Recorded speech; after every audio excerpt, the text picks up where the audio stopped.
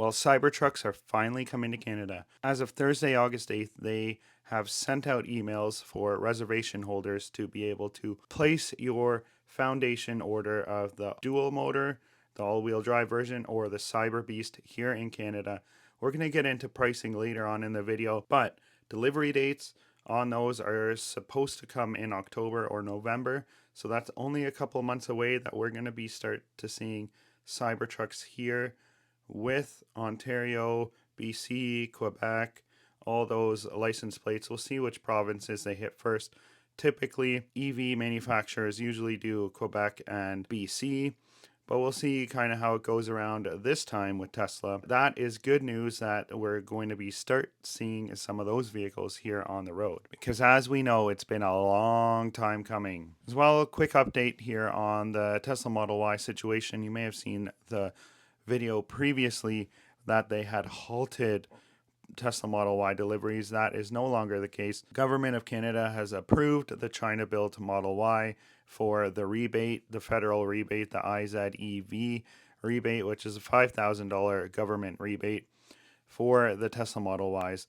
So anyways, that's been approved, so those deliveries are happening again. Now, you may notice I'm using a passport here as my microphone holder. One, because I didn't want to attach it to my shirt this time, and we're actually heading to the States here soon.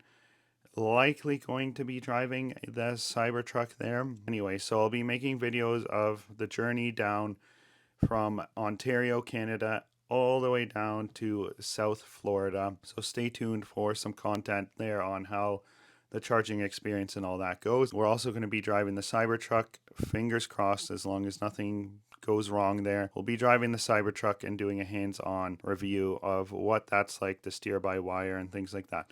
But let's get into Cybertruck specs, and we'll talk about a little bit more about the vehicle before we head into the price. And if you haven't subscribed to the channel, hit the subscribe button, leave me a comment below. Let's jump right into the specs. So first we'll talk about the all-wheel drive version, which is basically the dual motor Cybertruck. It has a range here estimated in Canada of 547 kilometers of range with a full battery. Now, something to note with Teslas are you should only really charge them to 80-90% of the battery capacity on the regular. When you're doing longer trips, it's okay to charge it to 100 for that initial first leg, but it's advised that you keep it between 80 and 90 unless you have an LFP battery, which if you're subscribed to the channel, you'll know I have a rear-wheel drive Tesla Model 3 as well as a rear-wheel drive Tesla Model Y, both from Shanghai, China, and those have the LFP, which is the BYD blade battery in it. Just a little bit of background on that. They do have a range extender for the Cybertruck, which is not out yet, but that you could buy, and it'll come sometime in the future. We don't know when that is. It does take up space in the bed of the truck, which is kind of inconvenient in my opinion, but 755 kilometers plus of a range with that. Acceleration on the all-wheel drive is 4.3 seconds 0 to 100 kilometers an hour, and top speed is 180 kilometers an hour, which that's pretty quick for a truck that weighs almost 3,000 kilograms, which is a lot of weight. Yeah, things that I like about it after being in multiple different Teslas is the center screen is the largest of all of them, 18.5-inch center screen. There's a rear screen in the back for your back passengers, and that's a 9.4-inch rear touchscreen. Super interactive, works super well. Love both screens there in the front and the back.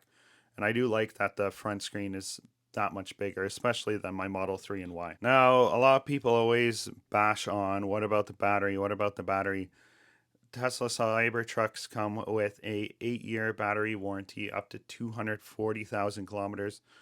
And yeah, whichever one comes first. Most people driving a new vehicle or that buy a new vehicle are usually not keeping it for 8 years anyway, so most people are going to be selling it before that 8-year warranty. Although we've seen lots of vehicles with mileage over 300,000, 400,000 kilometers on it, and the batteries have been fine, so it's not really a concern of mine. As well, just a note, there's a 4-year basic warranty of 80,000 kilometers. Quick Cyber Beast specs, and then we'll jump into pricing here. So the Cyber Beast has a little bit shorter of range of 515 kilometers of range, and with the range extender 705 kilometers of range. Top speed of 209 kilometers an hour, so that's up from the 180 of the dual motor. And acceleration is wild at 2.7 seconds, 0 to 100. That's crazy for a truck that weighs 3,100 kilograms because of the additional motor. So it's got 3 motors instead of 2 to power the vehicle to those top speeds so quickly. Again, everything else is pretty much the same in terms of what's inside the vehicle and things like that. So pricing, what's the pricing on these bad boys? So the first couple days when pricing was released, it was top line price, the dual motor in Canadian dollars, $137,990. Then you have destination and dock fee, federal, AC, tax, and things like that, tire fees, and the federal luxury tax, which adds another $8,174.50. But wait, that federal luxury tax is no more. It's gone. They have scrapped it for the Cybertruck. I guess they've worked out something with the government where there's no federal luxury tax on the Cybertruck as of right now. Scrap that $8,174.50.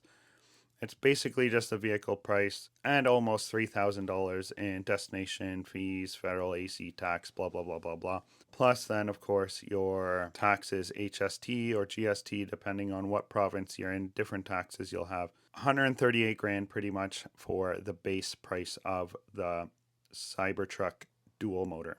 As you hop over to the Beast pricing jumps up from 138 to 166,000. It's 165,990 for the Cyber Beast. If they had the luxury tax on it, it'd be almost 14 grand in luxury tax, which thankfully is gone. Now, would you buy a Cybertruck, Tesla Cybertruck, for 166,000? Some other vehicles you could get for that are like a G-Wagon. You could get a loaded Denali truck. You could get a Lucid Air.